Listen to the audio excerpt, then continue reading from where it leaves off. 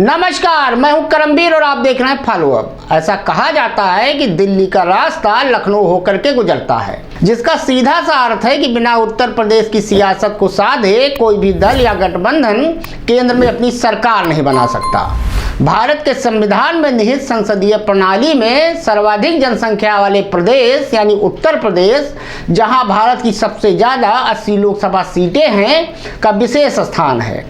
अटल बिहारी वाजपेयी से लेकर नरेंद्र मोदी सर तक भारत को 9 प्रधानमंत्री देने वाले प्रदेश की राजनीति में हुई हर छोटी बड़ी घटना को भारत का ही नहीं बल्कि वैश्विक मीडिया भी बड़ी बारीकी से देखता है। 2014 और 2019 में केंद्र में सत्ता प्राप्त करने वाली भाजपा का बेड़ा पार लगाने में उत्तर प्रदेश का तो निर्णायक योगदान रहा है, जिसने भाजपा और उसके सहयोगी दलों को क्रमशः 73 और 64 सांसद चुनकर दिए। इसी संख्या बल पर अपने मोदी सर की सत्ता पर काबिज हो पाए।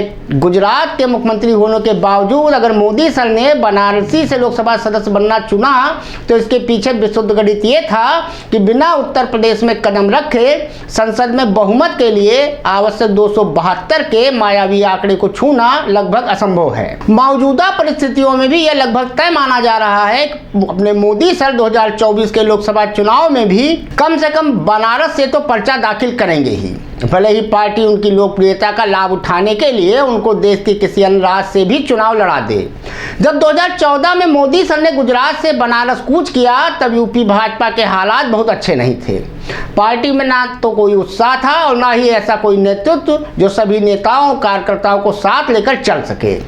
ऐसे में लोकसभा चुनाव के कुछ समय पहले एंट्री होती है मोदी सर के सबसे विश्वसनीय माने जाने वाले और उनकी तरह ही संघ की पृष्ठभूमि से आने वाले अमित शाह की, जिनको यूपी के प्रभारी के रूप में भेजा जाता है। शाह अपने साथ आरएसएस के छात्र संगठन यानी कि एबीवीपी के संगठन मंत्री रहे सुनील बंसल को पार्टी के प्रदेश संगठन मंत्री के रूप में लेकर आते हैं। यहाँ से पार्टी का कायाकल्प होना शुरू हो जाता है।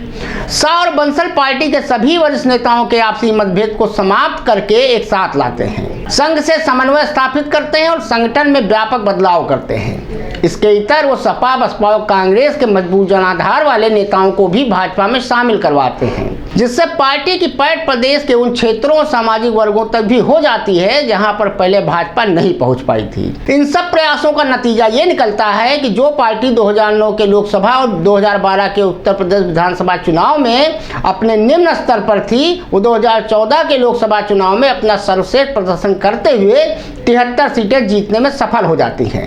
हालांकि भाजपा और अमित शाह इस ऐतिहासिक जीत से संतुष्ट नहीं होते हैं, बल्कि और अधिक मेहनत से 2017 के यूपी विधानसभा चुनाव पर लग जाते हैं। पार्टी का प्रमुख मुकाबला यूपी में सत्तारूढ़ दल समाजवादी पार्टी से था, जो अखिलेश यादव के नेतृत्व में दोबारा सत्ता हासिल करने के प्रयास कर रही थी। अपने पिता के साथ चल रहे घरेलू क्लेश और सपा सरकार के खिलाफ लग रहे भ्रष्टाचार और तुष्टीकरण के आरोपों के बीच सपा राहुल गांधी के नेतृत्व वाली कांग्रेस के साथ 2017 के यूपी चुनाव के लिए गठबंधन कर लेती है। हालांकि इसका कोई लाभ पार्टी को नहीं होता है और भाजपा प्रचंड बहुमत के साथ उत्तर प्रदेश में लंबे समय बाद सरकार बनाने में कामयाब हो जाती है। जीत के बाद प्रदेश की कमान गोरखपुर के सांसद और भाजपा के फायरब्रांड नेता माने जाने वाले गोरक्षपीठ के महंत योगी आदित्यनाथ को दे दी जाती है।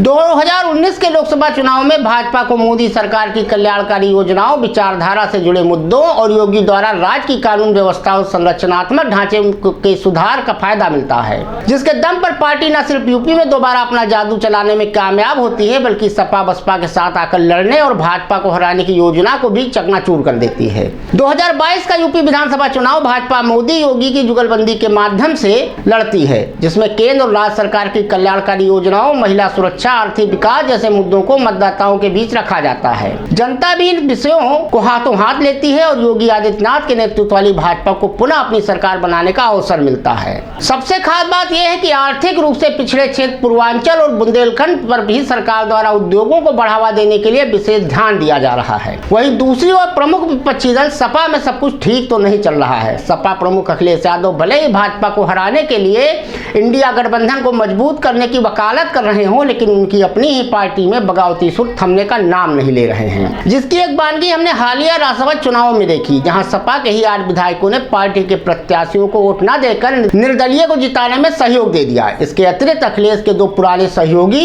सुबह सपा के ओम प्रकाश राजभर और आरएलडी के जयंत चौधरी भी उनका साथ छोड़ एनडीए में शामिल हो चुके हैं, जिनके विधायकों को कैबिनेट विस्तार में मंत्री बनाया जा चुका है। आज उन्हें विभाग का बंटवारा भी हो चुका है। दोनों ने ही सपा के साथ अपने गठबंधन को टूटने के लिए अखिलेश यादव को ही जिम्मेदार ठहराया।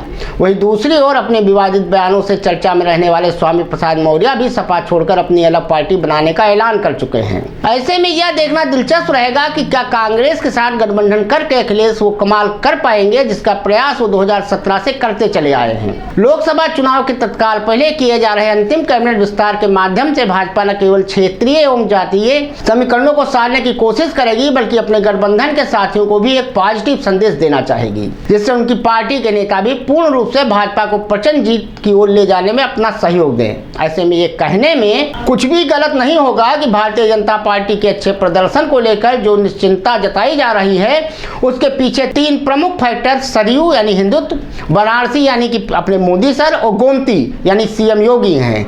यही 3 फैक्टर 2024 में यूपी में भाजपा की नैया पार लगाएंगे। धन्यवाद।